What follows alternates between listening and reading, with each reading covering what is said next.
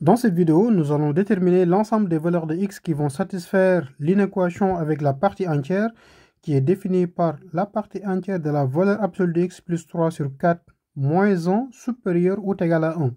Donc, quelles sont les valeurs de x qui vont satisfaire cette inéquation? Donc, pour rappel, E, c'est la partie entière et donc l'idée c'est maintenant de trouver le réel k tel que le k soit inférieur ou égal à cette valeur qu'on a ici à l'intérieur de cette parenthèse qu'on pourrait bel et bien poser étant y. Donc ici, l'interprétation de cette inéquation, c'est quoi? C'est lorsqu'on a E de la valeur absolue de x plus 3 divisé par 4 moins 1 supérieur ou égal à 1, alors cela veut dire que l'élément qui est à l'intérieur de la partie entière est supérieur ou égal à 1.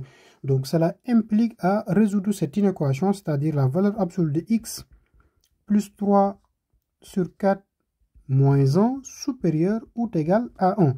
Donc ici, qu'est-ce qu'on va faire? Nous allons maintenant transposer le moins 1 de l'autre membre de l'inégalité. Donc on aura la valeur absolue de x plus 3 divisé par 4 qui sera supérieur ou égal à 1 plus 1 qui est égal à 2. Donc en transposant le moins 1. Et donc ici, on aura la valeur absolue de x plus 3 qui n'est rien d'autre que supérieur ou égal à 4 maintenant multiplié par 2 qui est égal à 8. Et donc là, cela va nous donner que la valeur absolue de x est supérieure ou égal à 8 moins 3 qui est égal à 5. Donc ici, en partant de cette expression, c'est-à-dire la racine carrée de x plus 3 sur 4 moins 1 supérieur ou égal à 1, on parvient à montrer que la valeur absolue de x est supérieure ou égale à 5. Quelles sont les valeurs maintenant pour que la valeur absolue de x soit supérieure ou égale à 5? Et pour rappel, la définition de la valeur absolue de a, c'est égal à a si a est positif et est égal à moins a si notre a est négatif. Donc là, on peut dire positif ou nul. Et donc ici, pour continuer sur notre valeur absolue de x qui est supérieure ou égale à 5, ce que nous allons faire, on sait que pour que cela existe, l'ensemble des valeurs possibles, donc il faut que notre x soit inférieur ou égal à moins 5 ou bien notre x soit supérieur ou égal à 5.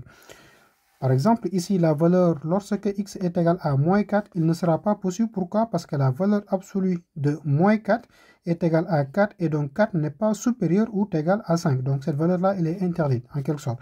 Et donc l'ensemble maintenant des valeurs ou bien des réels qui vont vérifier notre inéquation, c'est lorsque pour x inférieur ou égal à moins 4, comment on va l'écrire sous la forme des intervalles? Ici, ça sera l'intervalle de moins l'infini à 5 ferme. Donc là, ça sera plutôt un intervalle fermé vu qu'en fait nous avons une inégalité qui est large. Et donc là, pour cette partie également, l'ensemble des valeurs, lorsque x supérieur ou égal à 5, donc c'est à partir de 5 jusqu'à plus l'infini qui satisfait donc cette inégalité-là. Et donc ici, notre solution S qui va vérifier notre inéquation, c'est donc moins l'infini jusqu'à 5, fermé, union, 5 fermé également, plus l'infini qui vérifie notre inéquation, donc définie par la partie entière de la valeur absolue de x plus 3 sur 4 moins 1 supérieur ou égal à 1. Et là, si on veut, on peut faire une vérification rapide pour x qui est égal à moins 13. Donc là, lorsque x est égal à moins 13, alors la valeur absolue de x, on sait que c'est égal à la valeur absolue de 13 qui est égale à 13. Donc là, en faisant la vérification, on aura, est-ce que la partie entière de ce qu'on aura à l'intérieur, il sera supérieur ou égal à 1? Donc ici, on aura 13 plus 3 divisé par 4 moins 1. Donc là, ça sera égal à la partie entière de 13 plus 3. On sait que c'est 16. 16 divisé par 4, ce n'est rien d'autre que 4. 4 moins 1 qui est égal à 3, donc qui est égal à la partie entière de 3 qui est égal à 3. Et c'est bel et bien supérieur ou égal à 1.